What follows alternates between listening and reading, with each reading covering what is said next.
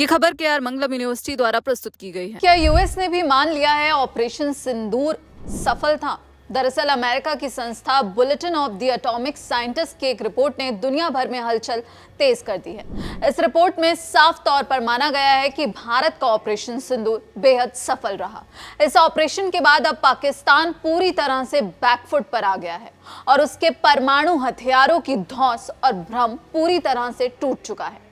आइए आपको बताते हैं कि अमेरिका की इस रिपोर्ट में आखिरकार क्या-क्या खुलासे हुए हैं और किस तरह पाकिस्तान की सच्चाई एक बार फिर दुनिया के सामने आ गई है।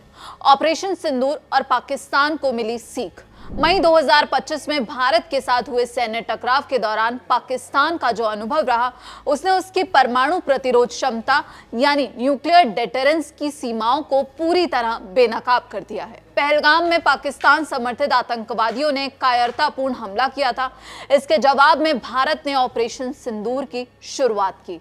इस संघर्ष के बाद पाकिस्तान के रणनीतिक प्रतिष्ठान को यह कड़वी हकीकत माननी पड़ी कि परमाणु हथियारों की अपनी एक सीमा होती है। यह हथियार ना तो संकट को टाल सके, ना ही भारत को पाकिस्तान के अंदर घुसकर हमला करने से रोक पाए और ना ही युद्ध के दौरान इस्लामाबाद को आगे बढ़ने का कोई रास्ता दे सके।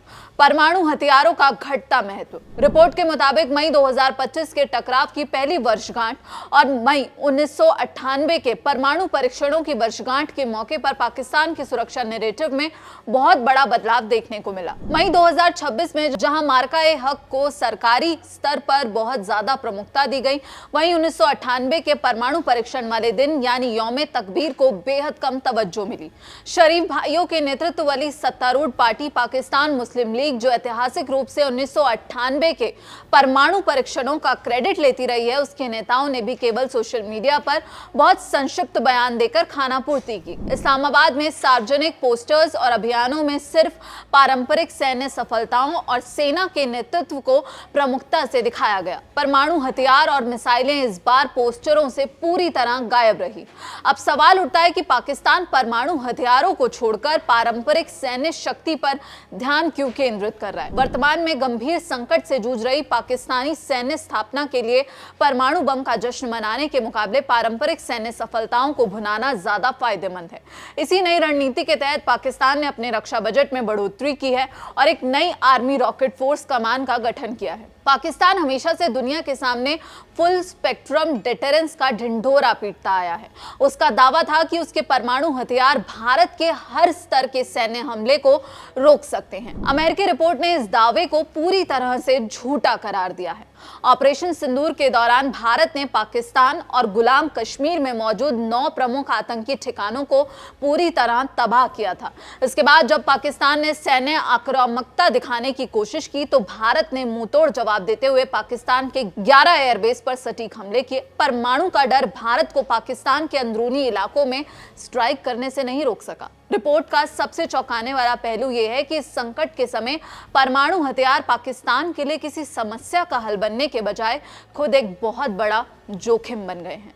इसने पाकिस्तान के पास मौजूद जवाबी विकल्पों को बेहद सीमित कर दिया है। पाकिस्तान डर रहा था कि अगर उसने कोई भी पारंपरिक मिसाइल टेस्ट की तो भारत उसे परमाणु हमला मानकर बड़ा पलटवार कर सकता है। पाकिस्तान के सामने चुनौती सिर्फ जवाब देने की नहीं थी, बल्कि बिना किसी विनाशकारी गलतफहमी के जवाब देने की थी। टकराव के अंतिम चरणों में पाकिस्तान के राष्ट्रीय कमान प्राधिकरण की बैठक बुलाने की खबरें भी सामने आई।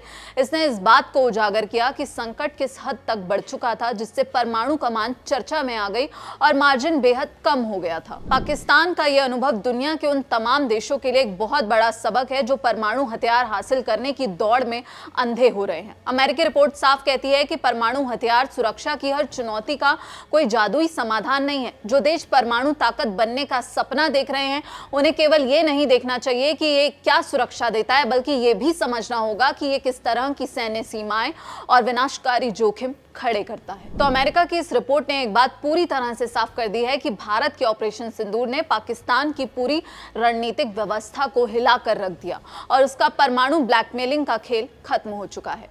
फिलहाल इस खबर में इतना ही। अमेरिका की इस रिपोर्ट पर आपकी क्या राय है, आप क्या कुछ सोचते हैं, हमें कमेंट बॉक्स में जरूर बताइएगा। बाकी देश और दुनिया की तमाम खबरों के लिए आप देखते रहिए दैनिक जागरण। नमस्कार।